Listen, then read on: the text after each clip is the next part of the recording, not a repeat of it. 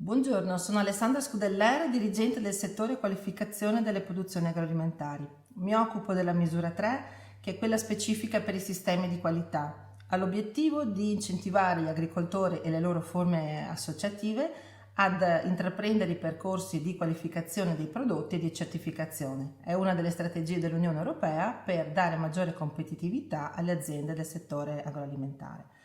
Il Veneto è fra le regioni che ha più strumenti e marchi per valorizzare i prodotti, 36 denominazioni per i prodotti agroalimentari, 52 per i vini, 3 per le bevande alcoliche, 1 STG, la produzione biologica e 62 disciplinari al marchio regionale QV per la produzione vegetale, la produzione integrata e 4 per il settore zootecnico.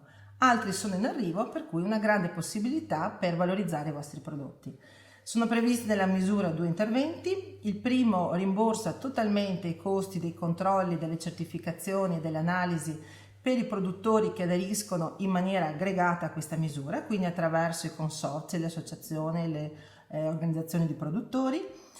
Quindi la novità è proprio questa grande semplificazione amministrativa, un'unica domanda di rimborso all'organismo pagatore, ad AVEPA, proposto dall'organismo aggregante per tutta una serie di produttori che aderiscono a questo progetto.